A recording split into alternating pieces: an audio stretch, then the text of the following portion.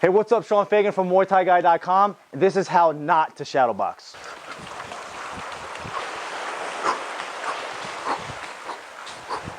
You want to learn how to shadowbox with clean technique and complete confidence? Then stick around and I'll show you how.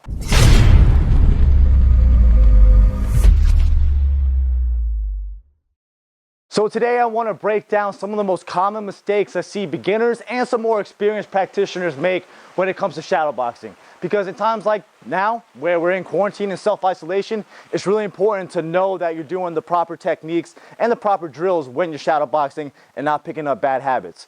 So the first thing that I notice is people kick incorrectly. They kick wrong, okay?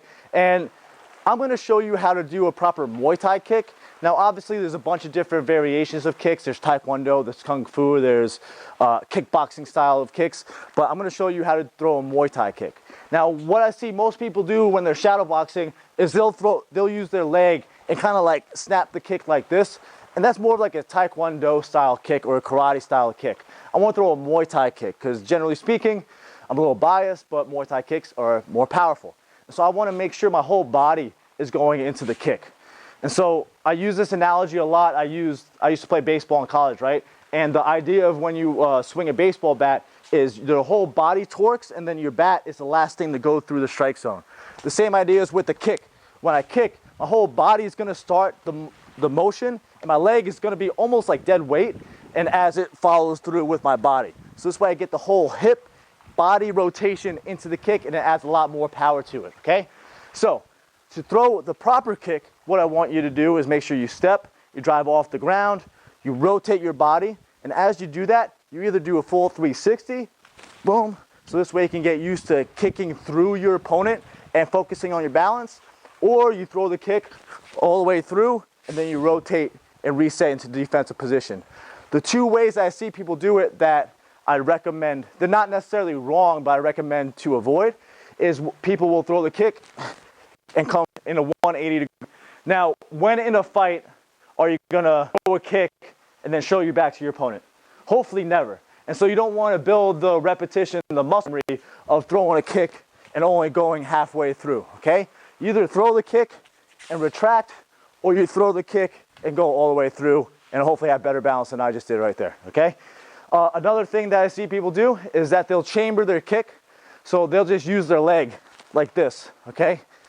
And there's nothing wrong with that. You can throw that kick if you want to. It's just not a Muay Thai kick. So the first mistake that I see people make is not properly throwing a shadow kick, if you will. Mistake number two is either the lack of head movement or too much head movement. You need to find the right balance in between, because when it comes to Muay Thai specifically, there is a common misconception that there's no head movement in Muay Thai.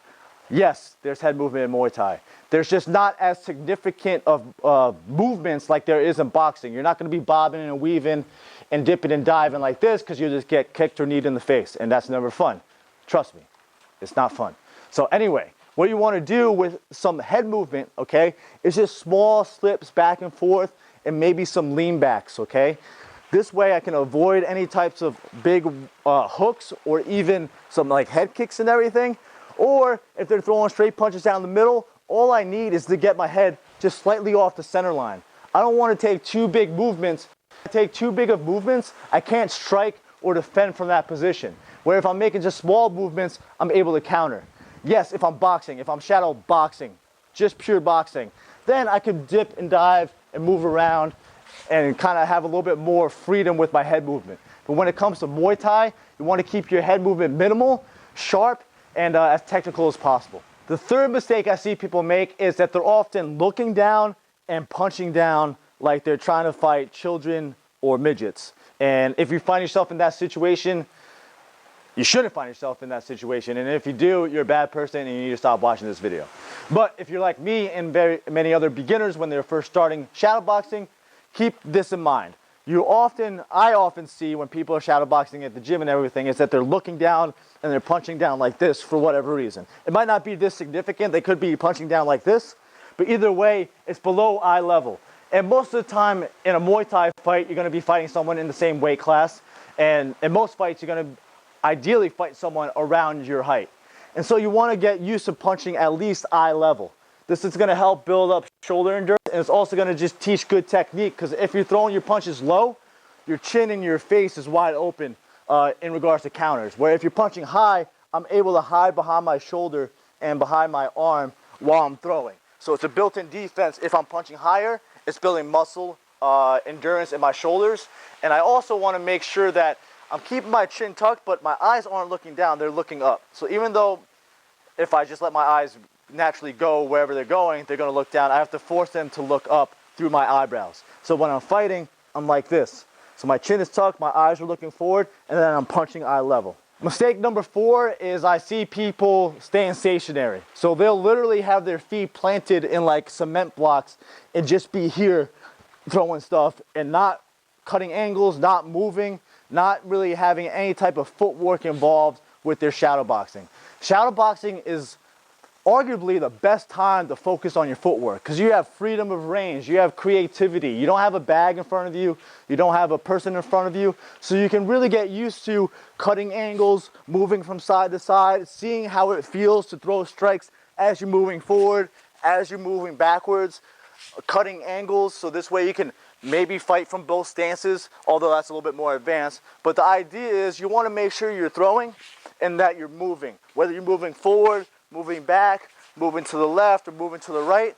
Just make sure that you're trying to stay active and not staying stationary while you're shadowboxing. Another super common mistake is I see people just focusing on their offense, okay? And yeah, obviously you want to do damage and you want to make sure you're throwing everything with some purpose and meaning behind it, but you also want to make sure you're adding some defensive maneuvers and techniques into your striking. Because it can get really easy, especially whether you're shadowboxing or hitting the heavy bag, it can be really easy just throwing strikes all the time and not having to worry about countering. But if you're able to train yourself, especially while you're training by yourself in times like these, it's really important to, after you're throwing a combination, is check. Or maybe you throw a combination and then you lean back. Or maybe you throw a combination and catch. Or maybe you try different guards and parries and head movement. Either way, whenever you're throwing any types of combinations or strikes, having some type of defensive technique or maneuver automatically added onto it is going to help your muscle memory. So when you do spar or fight, you want to think twice before about checking or defending any type of strikes your opponent has. Mistake number 7, I think I'm on number 7, is not diversifying your strikes and not changing levels. Yes, you want to be able to shadowbox and focus. Maybe you're just focusing on your punches and your straight punches and you just find yourself throwing the jab cross a lot. That's great if you're focusing on that and really fine-tuning the technique. But if you're trying to freestyle and a free flow and act like it's a fight or a sparring session, you want to make sure you're diversifying things. So you want to make sure you're changing levels with your punches. Sometimes you're throwing low kicks, sometimes you're throwing high kicks, you're adding in defense, you're adding in footwork and movement. You're adding different stances if you can, if you feel that, athletic? Yeah, you feel that like normal and you're able to kind of challenge yourself from switching different stances. But the idea is shadowboxing is a perfect time to experiment and to see what works. Like I was saying with the footwork, you can really be creative and see what makes sense for you and your body mechanics in regards to what strikes work best with what type of movements, okay? So when it comes to changing levels and everything, make sure you're diversifying your strikes. You're throwing punches to the body, to the head. You're throwing kicks to the leg, to the body, to the head. And you're just making sure that it's your full arsenal and not just the same strikes over and over again. The next mistake I see people make is that they're too tense. This is going to happen in the beginning because fighting can be very stressful. And so your body's natural reaction is just to tense up and get everything super tight, right? The ironic thing is when you're fighting, you want to be as relaxed as possible. You want to be loose in your shoulders. You want to be light on your feet. You want to be able to move without really constricting your muscles or your body, because it just takes that much more energy from you. And the more tense you are, the more tired you're going to get in a quicker amount of time. So it's really important that when you're moving around, you remind yourself, maybe just shake your arms out real quick, bounce around, because it can be something like you're just punching right here, you're like super tense, and you're trying to like punch and like push and throw everything with power. You want to stay loose and relaxed when you're shadowboxing. Being loose and relaxed is going to help you develop more snap in your strikes. It's going to help just not tire out your shoulders and your arms that much quicker. And it's going to help with your cardio as well and just your overall efficiency when you're striking. So make sure when you're shadow boxing, whatever you're doing, you're trying to stay nice and relaxed, nice and loose. And sure, you can add power and speed to it, right? But just make sure even that should be loose and not tense. Following up from being too tense, a lot of people also forget to breathe because they're so worried about throwing strikes with power, or they're worried about defense, or they're worried about how should I be moving, and they forget about the most basic thing, and that's your breath. If you lose your breath, you're gonna obviously get super tired super quickly, and your strikes are gonna lack a lot of power, speed, and just they won't look as crisp if you don't have that good breathing pattern behind you, or the cadence, right? So you wanna make sure that after you maybe throw a combination, you can step back, check, teep, catch your breath, move around. Once you want to go in again for another combination, throw the combination, right? Come back, check, jab, move around, breathe, inhale. Now when you exhale, it's important to make some type of, ideally some type of sound, a grunt, a yell, a scream, whatever you want to call it, or at least a really exaggerated exhale, because that's going to force you to inhale. Once you exhale all your breath, your body's natural reaction is going to be to inhale. So the idea of throwing a strike and after you throw and grunt, your body is naturally going to try to inhale oxygen, so this way you don't get exhausted. So make sure whenever you're shadow boxing, you're also just focusing on your breathing and breath.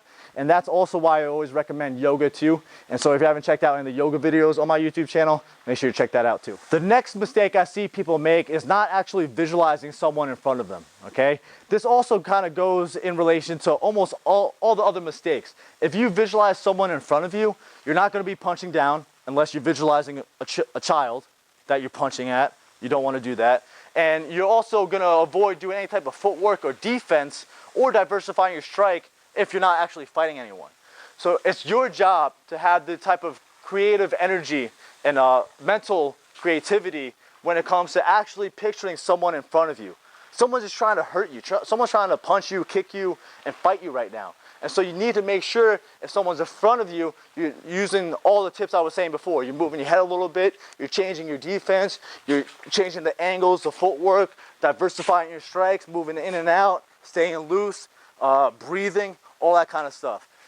All of it can come together if you actually expect someone to be throwing stuff back at you. So do yourself a favor and actually try to visualize someone is trying to fight you while you're shadowboxing. All right, the final tip I got is it kind of goes in relation to punching down as well, but it's like T-Rex arms. I see people not completely extend their punches and they're kind of punching like this, right?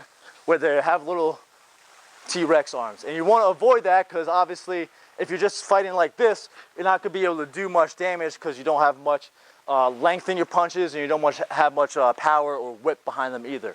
So make sure that you're fully extending on your punches as you're throwing. Even uppercuts. A lot of people when they throw uppercuts, they're always throwing inside uppercuts. You can extend the uppercut, make it more of a shovel uppercut. Same with the hook. You can just make sure that you're extending fully on your punches. It's really easy to forget and lose sight of just like small details like this, and then when you're shadowboxing, you end up punching like this. And yeah, speed is important and everything, but so is extending and actually throwing your punches like they mean something, okay?